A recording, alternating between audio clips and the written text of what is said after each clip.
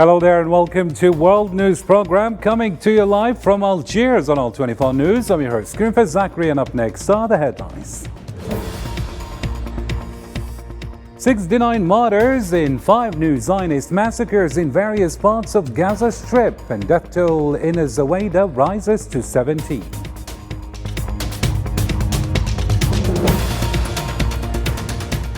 UNRWA reports humanitarian areas in Gaza reduced to 11%. Civil defense calls for UN action against forced displacement, and Palestinian Health reports polio case.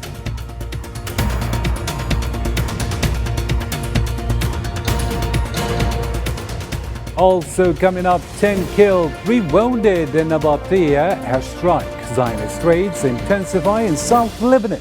Hezbollah fires rocket at Elliot for the first time.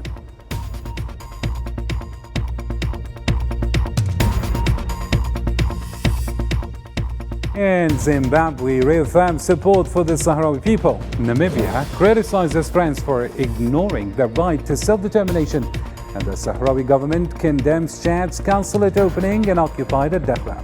Stay tuned with us for the latest updates right after the break.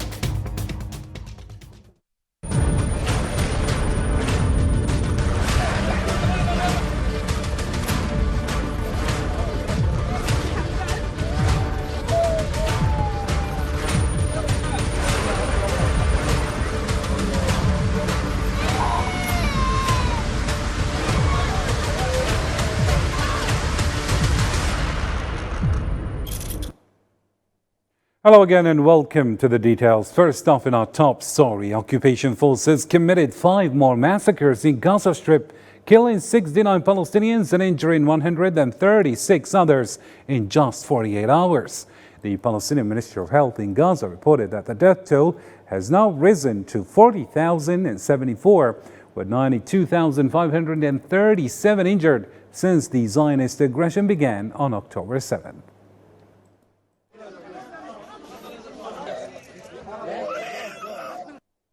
Still with the same file, the death toll from a Zionist airstrike in a Zaweida area of central Gaza has risen to at least 17.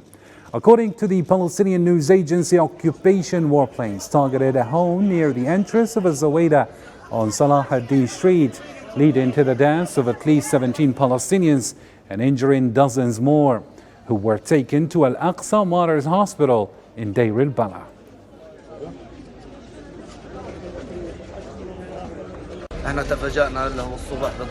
We were surprised this morning that they hit a caravan housing an entire family. We were now at the morgue and the scene was indescribable. We saw body parts, dismembered heads and torn children.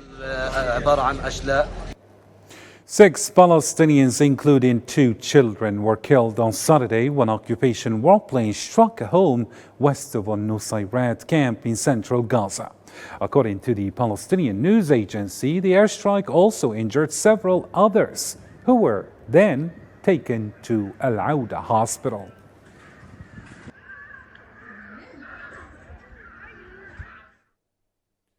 Four Palestinians were killed on Saturday in a Zionist airstrike on Deir al-Balah in central Gaza. According to the Palestinian news agency, the attack targeted a home in Al-Haqr area south of the city, resulting in the deaths and injuries of several others.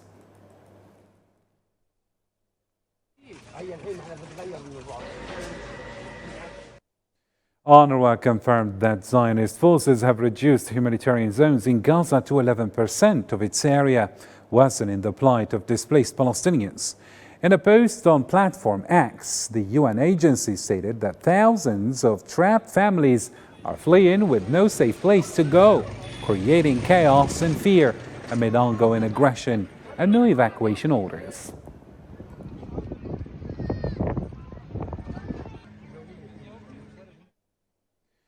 The people of Gaza are enduring repeated displacement from southern and central areas. Turned into rubble by Zionist forces, thousands of families have been forced to flee again as they evacuate under threat of further aggression. Sarah Frageni reports now. There is no safe place in Gaza anymore. The people of the Strip, already displaced, are now uncertain of their next destination as they embark on yet another perilous journey. New evacuation orders have been issued, signaling the onset of another assault. As a result, Gaza's residents are fleeing without a clear destination, leaving the city of Hamad, northwest of Khan Yunis, their last remaining refuge. The Israeli army called us and said to evacuate squares number 41, 42, 43. And where are we supposed to go? Where in the world can we go? We're tired. Our lives are destroyed. Our homes are destroyed. Where should we go? There's no shelter. There's no safe place. Wherever we go, there's bombing. There's shelling. There's hunger. And we have no money for transportation. Here we are walking on our feet. We have nothing to ride on. Amidst this tragic scene, the cries of women mingle with the sound of explosions as the displaced confront a harsh reality. They have no choice but to try to survive, whether by avoiding death from bombings or from snipers. Forced to abandon their tents and belongings in Khan Yunis under relentless shelling and indiscriminate missile strikes, their only option is to flee for their lives and the lives of their own. The suffering began from the day we left our homes. We suffer from fear and anxiety, and fear for the children playing in the street. You cannot sleep, sit or eat well. Our life is just suffering. We suffered in this war. Despite the catastrophic events and the horrifying massacres, Gaza remains steadfast, holding on to its land. These atrocities have no parallel in modern history. No one knows where to go. We pass by cemeteries wishing we could be buried in those graves because our life in the Gaza Strip is worse than death. We feel less alive than the dead. We are besieged from all sides, by sea, air and land. We are dead. We are dead. Come and see the people of Gaza. They are dead. The question of where to find safety continues to haunt those who have survived the brutality of the occupation. With no answers in sight, and after months of fleeing and moving from place to place, they are still searching for a safety that seems impossible to find in an era of genocide. Meanwhile, the Palestinian Civil Defense has urged the UN and the International Court of Justice to force occupying Israel to halt the forced displacement of Palestinians in Gaza. They noted that reducing so-called safe zones exacerbates the humanitarian crisis, violating international laws against such actions. And the Palestinian Health Minister Majid Abu Ramadan announced the first case of polio in southern Gaza, suggesting the presence of many undetected cases. He criticized Zionist entity authorities for deliberately blocking access to polio vaccinations and expressed readiness to address and contain the outbreak with international organizations. We declare today that there have been a case of active poliomyelitis recorded in Gaza Strip. The case involves a child, actually a newborn. He is only 10 months old, and he never had the chance to get his vaccination before. Because as you all know, due to the war, due to the destruction of most of our health facilities, this child never been given the chance to get 2 drops of the polio vaccination. And Al-Auda Hospital, meanwhile, in northern Gaza, warned it may cease operations within 24 hours due to fuel shortages, ongoing Zionist attacks, and direct strikes on health facilities. Acting Director Mohammed Salha reported severe shortages of medical supplies and fuel, urging immediate resupply to prevent the hospital from closing.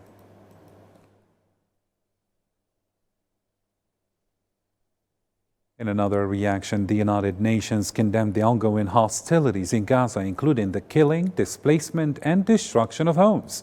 UN Deputy Spokesperson Farhan Haq highlighted that the situation is worsening, with severe shortages of supplies and food and increasing disease, particularly among children. 20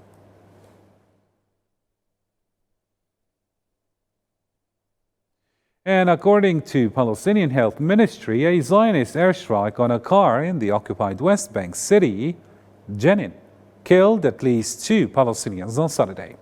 The Palestinian news agency reported eyewitnesses saying that a Zionist military drone targeted a civilian vehicle driving in downtown the city, setting it ablaze. The health ministry confirmed that the bodies of at least 2 people killed in the attack arrived at the Jenin government hospital.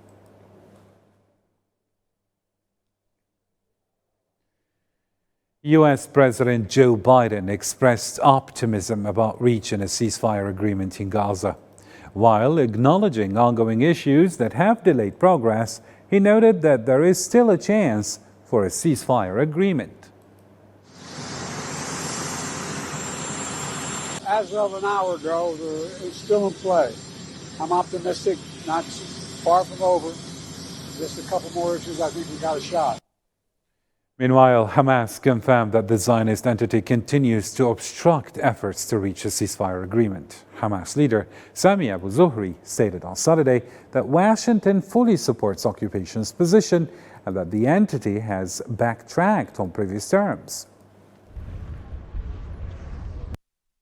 The occupation continues to obstruct all efforts to reach any agreement for a ceasefire, and Washington fully adopts the position of the Zionist entity. The occupation has backtracked on previous commitments, and we are not facing a real agreement or negotiations, but rather the imposition of American dictates. At this time, the talk of nearing a ceasefire agreement is an illusion. Moving on now, the foreign ministers of Britain, France, Germany, and Italy expressed support for efforts to end the conflict in Gaza, including a prisoner exchange deal. In a joint statement, they welcomed the announcement of a new meeting in Cairo next week by senior officials from the US, Egypt, and Qatar to advance these efforts.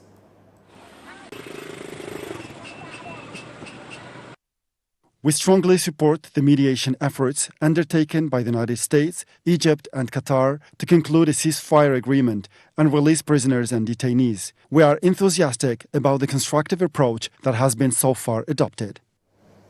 And finally, to close this file, on Saturday, major cities worldwide saw large demonstrations condemning the Zionist attacks on Gaza and the West Bank. Thousands protested in Amsterdam, Oslo, Cape Town, Stuttgart, Stockholm, Malmö, Brussels, Uppsala, Manchester, and London. Participants raised Palestinian flags and banners denouncing Zionist actions, calling for an immediate ceasefire and a humanitarian aid for Gaza, urging accountability as well against war crimes the Zionist entity is committing.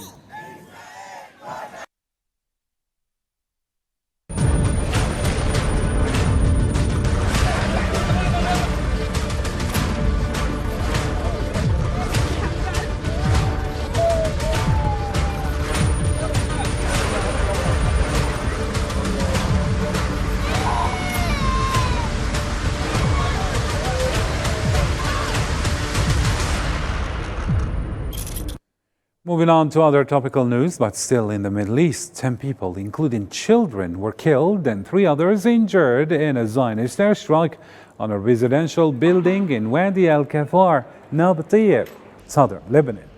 The Lebanese National News Agency reported that all the victims are Syrian nationals, with a final count to be confirmed after DNA testing. The workers were originally Syrians. We have 10 martyrs, including a whole family, a father, mother, and their 2 children. May they all rest in peace.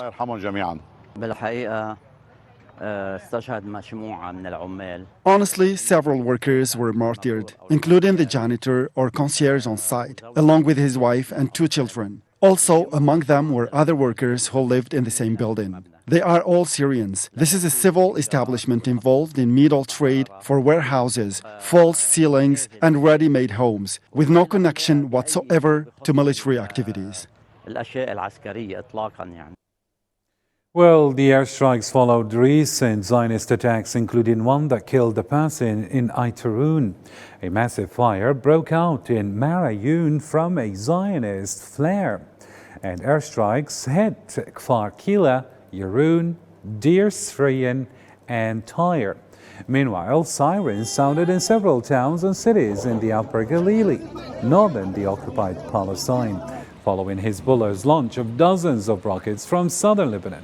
Media reports indicate a heavy rocket attack on the Upper Galilee, causing violent explosions and multiple injuries.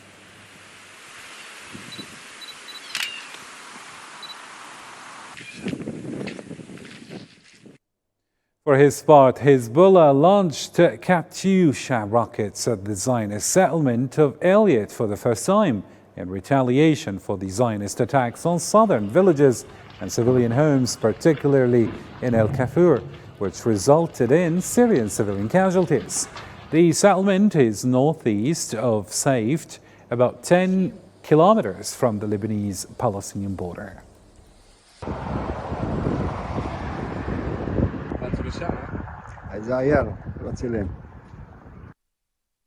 Over 110,000 people have fled southern Lebanon since the start of the Zionist attacks on Gaza last October. UN Deputy Spokesperson Farhan Haq reported that 35% of these are children.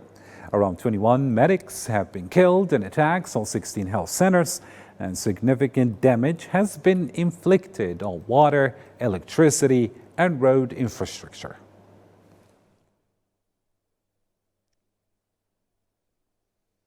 Still in the Middle East, but this time in Iran, where the President Masoud Pezeshkian stated that Iran can handle US sanctions and threats.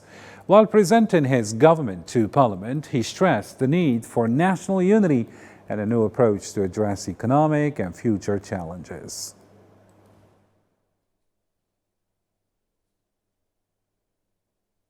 Algerian UN Ambassador Ammar Ben Jama emphasized the critical importance of regional cooperation and institution building to combat the growing threat of terrorism in Africa. During his Friday chairing of the UN Security Council's Counter-Terrorism Committee, he praised Nigeria's Abuja Declaration as a valuable framework for future counter-terrorism efforts.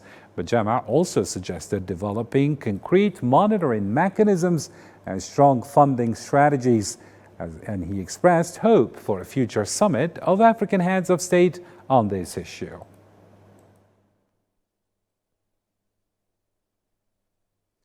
Moving on to a different file now, Algerian presidential candidate Youssef Ouchiche from the Socialist Forces Party pledged to reform the financial system in line with the party's economic vision and gradually eliminate the parallel market. Speaking at a campaign event in Boussaada province on Saturday, he promised to encourage those in the formal economy and offer incentives to integrate workers from the informal sector.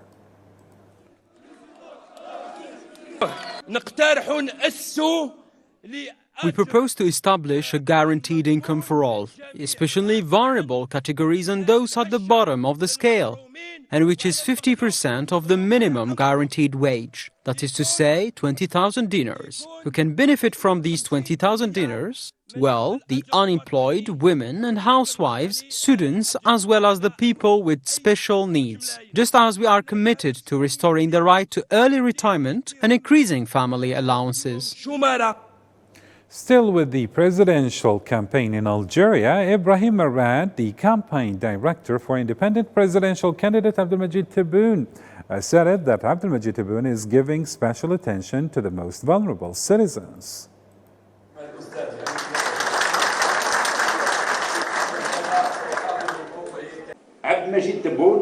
Abdelmajid Tebboune decided in 2019 to move towards change and implemented everything he could, and was convinced that Algeria had the means and that it was a question of wisdom, actions and governance too, using the means available to change the situation. He said that after 60 years of independence, it was no longer possible to live like this in villages. Everywhere we went, some told us it was as if we had never had our independence. Can we accept this in certain regions? And so he made of this issue the top priority. The citizen must lead a dignified life wherever he is, and no matter where he is. Thank God there are roads built in these villages to facilitate movements. There was also the necessary healthcare coverage. The most important thing is that he has changed a lot of things, and this work continues with regard to grey areas.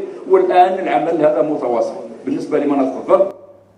As for Hassani Sharif Abdel Ali, the candidate from the Movement of Society for Peace, assured on Saturday from Skikda province that his electoral program, Forza, or Opportunity, meets the aspirations of the Algerian people.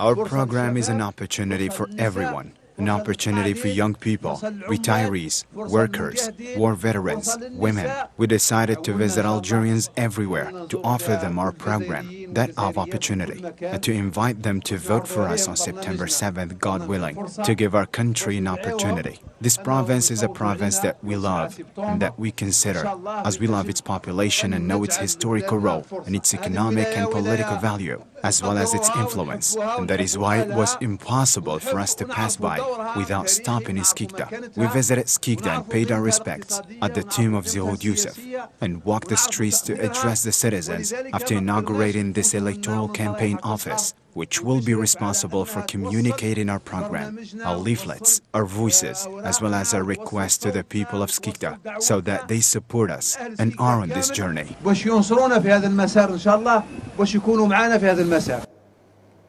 Moving on to other developments, Zimbabwean President Emmerson Mnangagwa reaffirmed his country's strong support for the Sahrawi people's cause. During his speech at the 44th SADC Summit in Harare, he emphasized the group's commitment to its core principles of liberation and solidarity and pledged unwavering support for the Sahrawi struggle for freedom and independence. Mnangagwa underscored that these values are central to the group's mission.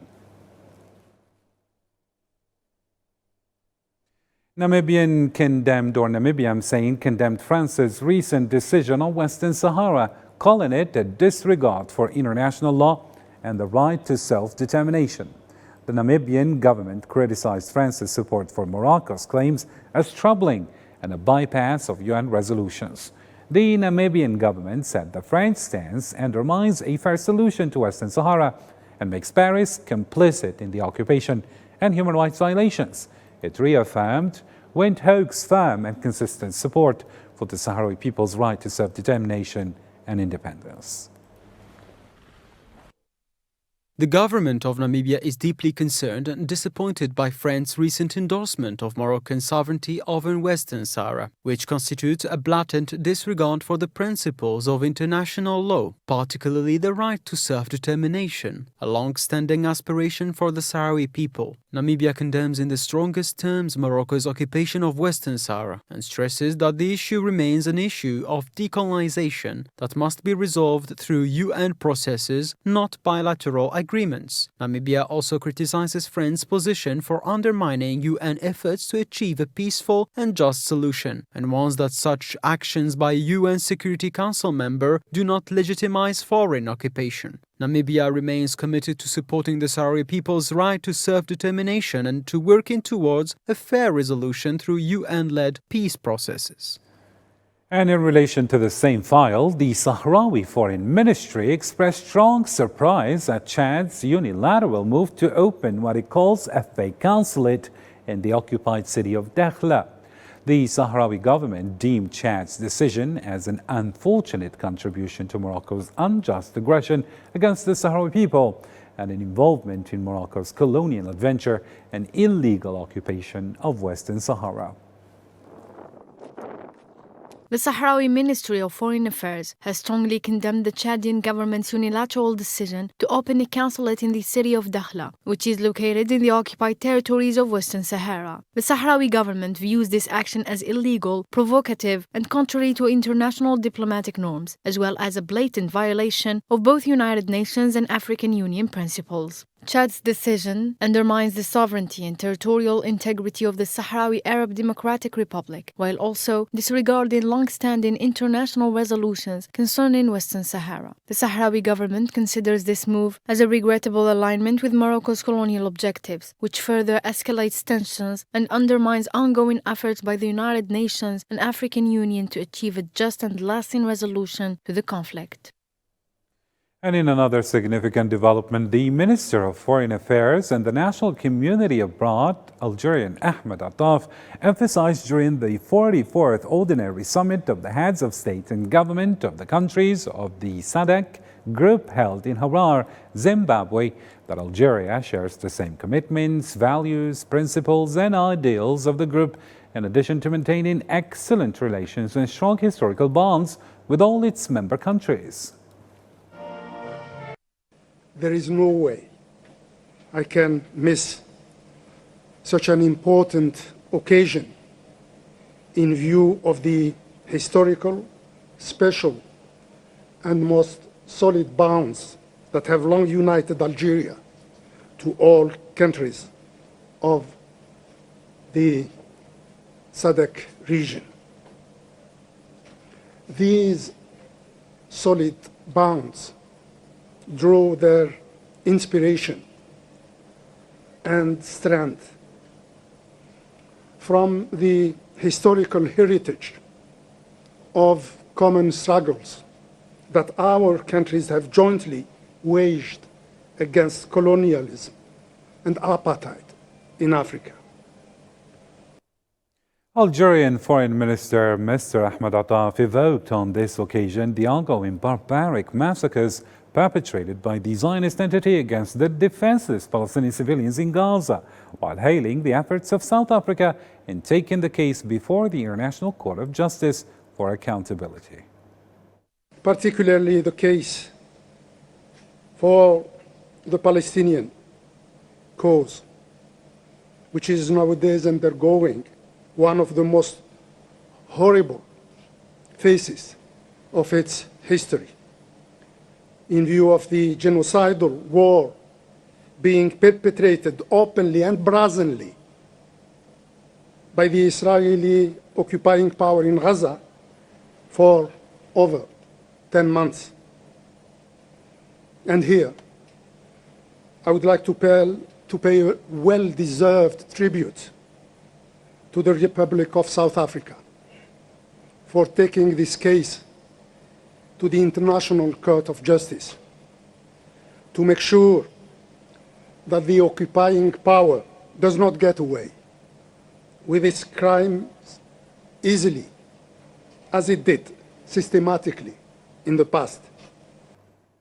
And the Algerian diplomacy chief also stressed that the issue of Western Sahara is a decolonization issue, and sooner or later, the Sahrawi people will get their chance to exercise their inalienable right to self-determination. Let's have a listen. Our collective solidarity has always been constant towards our brothers and sisters in Western Sahara, in the last colony in Africa, in which is still being denied a right, an inalienable right to self-determination, that of the Sahrawi people. With time passing, some countries tend to accept or even lend their support to the colonial fait accompli in Western Sahara. Yet, we all know that, as we say, facts and realities are stubborn things. So whatever are the wishes of those who made the choice to position themselves on the wrong side of history, Western Sahara remains an issue of decolonization. And to conclude our news bulletin with a lighter note, in Iraq, the longevity of print newspapers seems to be threatened by new technologies that make information viral and shorten its lifespan. Let's find out more on this story with Yassine Irikti now. In Iraq, just like everywhere else, the press is struggling to keep up. With the rise of countless online sources and free news at our fingertips, the role of traditional newspapers is slipping away. As the sun sets, this elderly vendor's day is a bust. His bag of newspapers remains untouched, and his hands are still clutching the same number of papers he started with. The disappointment etched on his face speaks volumes. Mobile phones have really hit newspapers hard. They have pretty much wiped them out. Many papers go unsold and end up just sitting around. We had 250 vendors in Najaf, and now we're down to just 3. Myself in Kufa and 2 others in Najaf. What can we do? Newspapers aren't selling, so we end up offloading them to glassmakers, cleaners, and dyers. That's the state of the press. This is part of a global crisis. Vendors whose livelihood depend on print media are feeling the pinch. Digital technology is shaking things up, making life tough for publishers, readers, and printers alike. It seems the internet and tech are giving Gutenberg's invention a run for its money. There's a massive difference from 2003, when press freedom was booming after the regime change. Back then, newspapers were everywhere and in big quantities. By around 2014, they started to dwindle and many papers vanished. The internet came along and took a huge bite of our newspaper readership. Now only a few publications are still around, and they're nowhere near what they used to be. With newspapers struggling to keep pace in the age of instant updates, those who used to enjoy their coffee with a daily paper now wonder if they'll soon be relegated to reading news on screens. Even with all the tech advancements, there is something comforting about reading a newspaper. It's a psychological comfort because we're more connected to the past than the present. That's why we still hold on it. Despite the challenges and decline, Iraq's print media still poses a good fight. It continues to captivate its loyal readers, proving that while times change, some things remain cherished. And with this, we reach the end of our news program. Thank you for watching. Until next time, do take care.